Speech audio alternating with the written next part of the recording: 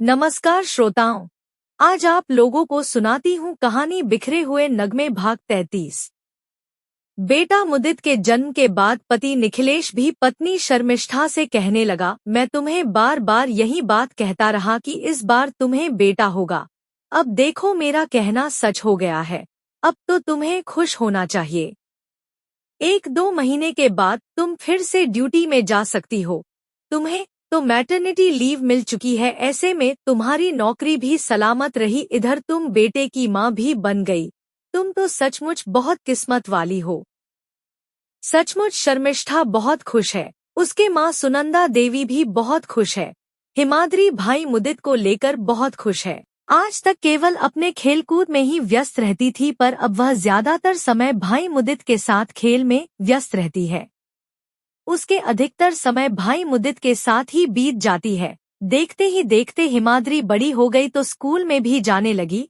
Lower और अपर को छोड़कर अब हिमाद्री फर्स्ट में आ गई है, जिसे गांव देहात में पहली कक्षा कहते हैं।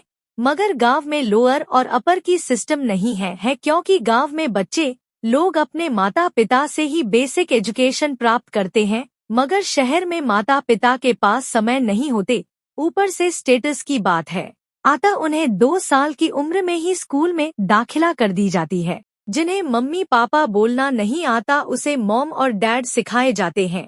A for apple, D for dad, M for mom सिखाए जाते हैं, जिस पर बच्चों के माता पिता भी खुश है। उन्हें गर्व महसूस होती है कि मेरे बच्चे इंग्लिश में बात करते हैं।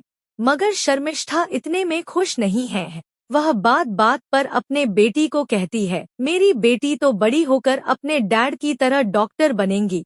मेरा बेटा मुदित भी अपने डैड की तरह डॉक्टर बनेगा। जबकि माँ सुनंदा देवी इस तरह के बात पर एतराज जताते हुए कहती है, यह मॉम डैड की क्या रट लगा कर रखी है, उसे माँ और पिताजी कहना क्यों नहीं सिखाती। जवाब में शर्मिष्ठा रहती है, वह सब तो पुरानी जमाने की अनपढ़ लोग कहाँ करते थे। आजकल के बच्चे अंग्रेजी में बात करते हैं, बचपन से ही इंग्लिश में बात करते हैं। मॉम डैड ही तो कहेंगे, तभी तो बच्चे बड़े होकर डॉक्टर बनेंगे। शर्मिष्ठा बार बार अपने बच्चों के सामने पति निखिलेश की एप्रोन और स्टेथोस्कोप रख देती और बच्चे लोग उनसे खेलते हैं, जिस पर कोई बार निखिलेश अपने पत्नी को टोकते हुए कहती है, यह सब अस्पताल में काम आने वाले चीजें बच्चों को खेलने को नहीं देना चाहिए, इससे बच्चों में भी इन्फेक्शन होने की चांसेस रहती है। क्योंकि मैं अस्पताल में ड्यूटी करता हूँ, तरह तरह के पेशेंट वहाँ पर आते हैं, जिनको ट्रीटमेंट करते समय बहुत से कीटाणुओं के संपर्क में आते हैं। ऐसे में इन सब से बीमारी फैलने की खतरा रहती है। और तुम है कि बच्चों के खेलने के लिए इन सब की प्रयोग करती हो, जो बिल्कुल गलत है। तुम पढ़ी लिखी हो, तुम्हें इतना तो समझ होना चाहिए कि इन सब से खेला नहीं करते। शर्मिष्ठा अक्सर पति निखिलेश के बातों को सुनकर भी नजरअंदाज करती है। उसके मन में यही भावना रहती है कि इन सब से बच्चों को प्रेरणा मिलती है और बड़ी होकर यह भी डॉक्टर बनने की राहों पर चलेंगे। ऐसे में कभी कभी प्रतिक्रिया व्यक्त करते हुए निखिलेश कहता है, अरे शर्मिष्ठा, तुम तो बिल्कुल नादान की तरह बातें करती हो। अब तो यह लोग बहुत छोटे हैं। ऐसा तो नहीं है कि यह लोग कल को ही डॉक्टर बन जाएंगे। 12वीं तक पढ़ाई करने के बाद डिसीजन लेंगे कि क्या करेंगे, और तुम हो कि अभी से ही उनके कानों में मंत्रणा डालने की काम कर रही हो। डॉक्टर बनना भी कोई आसान काम नहीं है। हमारे जमाने की बात कुछ और थी। लोगों में इतना जागरूकता नहीं थी तो कंपटीशन भी नहीं थी।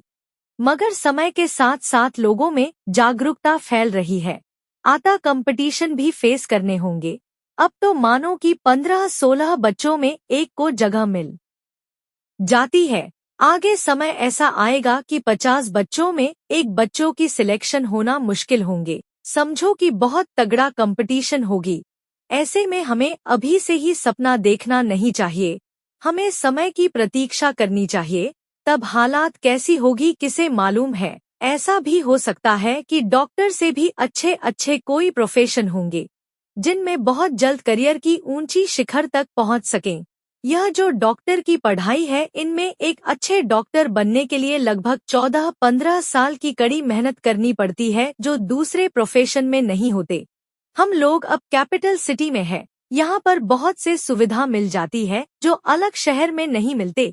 अतः कोई ना कोई सहज उपाय जरूर निकल जाएंगे, मगर डॉक्टर की पढ़ाई करने को ऐसी कोई सहज उपाय नहीं मिलते। ऊपर से लोग बहुत परेशान होते हैं, दिन रात एक करके मेहनत करने पड़ते हैं, तब जाकर कोई एक अच्छा डॉक्टर बनते हैं।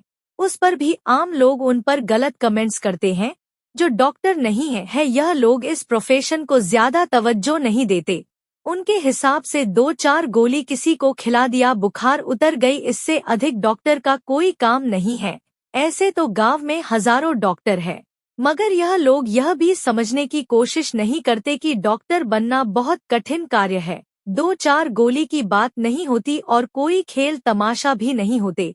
ऐसे में मैं तो सर्वदा यही कहूँगा कि बच्चों को लेकर इस तरह के तमन्ना पलकर मत रखो जो कभी संभव ना भी हो सकता है। और जरूरी भी नहीं कि डॉक्टर के बाल बच्चे बड़े होकर डॉक्टर बनेंगे। तुम तो खामखा इन सब में उलझते जा रही हो। शर्मिष्ठा अपने पति के बातों की मंथन करती रहती है। उसे भी थोड़ी थोड़ी समझ में आती है कि डॉक्टर बनने की राह इतना आसान नहीं है, मगर उसके तमन्ना है कि दोनों ही बड़ी होकर डॉक्टर बने। समाप्त। कृपया हमारे चैनल को लाइक, शेयर, कमेंट्स और सब्सक्राइब कीजिए तथा कहानी के अगले भाग के लिए हमारे साथ बने रहिए। धन्यवाद।